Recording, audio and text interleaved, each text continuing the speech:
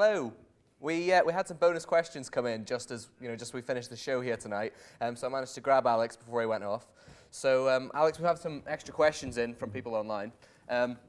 Does someone go to hell if they commit suicide? Now, Ben, that's an enormously emotive question, and the first thing to say about it is actually if there is someone who's asking that question or it resonates with someone in such a way that they're actually contemplating that, is to urge them that they don't stand alone, that however desperate the situation seems, there will be others who will stand with them and to act upon that. And one way would be to get in contact with us, obviously, here at the online CU.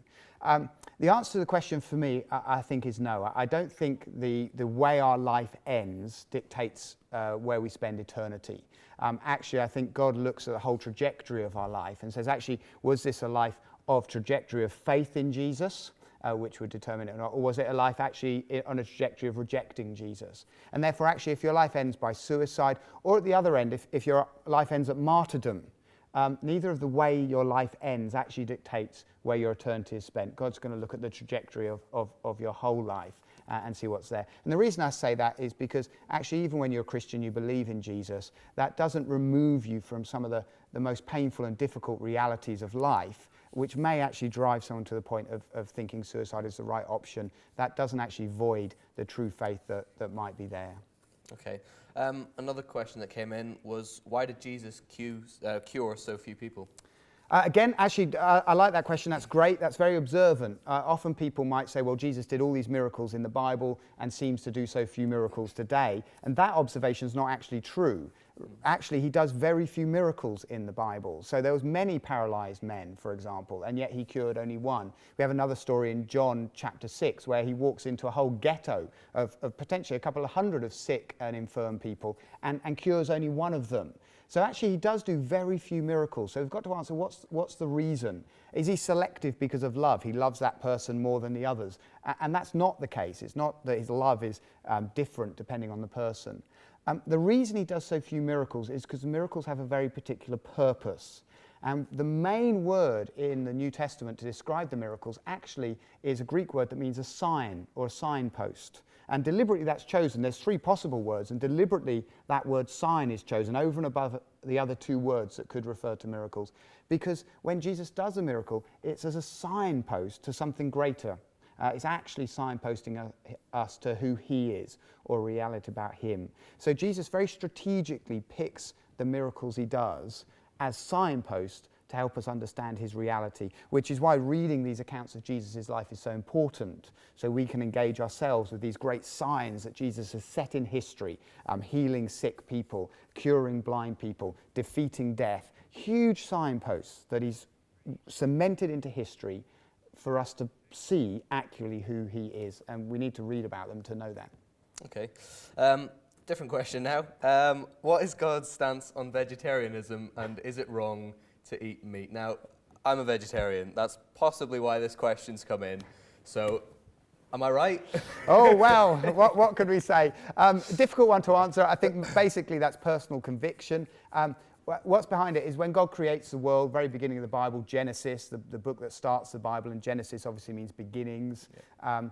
One of the things God says when he makes men and women, people, he says, I'm going to give you stewardship over the world. I'm going to delegate a responsibility for you to care and nurture and labor in the world and make wise decisions about the world. And one of them is about the animals and the plants. And therefore, I think each individual, forget whether someone's a Christian or not, but each individual, and particularly if we believe in Jesus, we're called to actually think, well, what's my responsibility? And that has repercussions. How many cars am I going to have because of carbon monoxide? Am I going to recycle? How aggressively am I going to pursue recycling? What kind of size house am I going to live in? Am I going to take holidays overseas which require flights? Am I going to eat meat? All those kind of questions, God has said, I'm giving you the dignity for you to determine that for yourself as my delegated authorities in the world. So Ben, it's okay. I myself, bacon butty's far too tempting. Couldn't be a vegetarian, but you're good. Okay, another final question just before you run off. What about other religions? Specifically here, mentioned sociology and Tom Cruise. Sociology? Scientology, probably. Sociology. There's nothing wrong with sociology. Nothing wrong with sociology, but I think Tom Cruise is known for Scientology. But what about other religions? Great question. I wonder if I can give a two-bit answer to it, because there could be, it depends why it's being asked. If the question is why do other religions exist, I think that's because we've been made with this innate desire to pursue God. The way God has made us is that there is this something inside of all people that is searching for a greater, a bigger thing. And that's expressed in all sorts of ways, that longing for something greater than ourselves. And one of those expressions is in other religions. So in that sense, other religions, the plethora of religions that exist, actually are proof of God's existence, because they reflect this innate need that we have of God, which is the way that God has made us. So actually, all those other religions prove that God must exist in some sense. If the question is more about why does Christianity claim to be utterly unique, and it does, I think the answer there actually lies in the resurrection of Jesus, because if you look at the heads or the leaders or the founders of all other religions, they all die and stay dead. So Buddhism, Buddha lived, he died, he stayed dead. Hinduism, Krishna lived as such, he died, he stayed dead, or experience of him are avatars, they're not real and physical. Islam, Muhammad was born, he lived, he died, he stayed dead.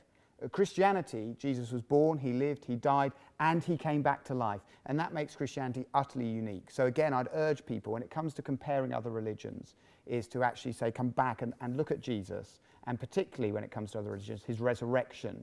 Utterly unique, utterly unique. Something there that no other religion offers. And it shows actually, in a sense, that the other religions are echoes.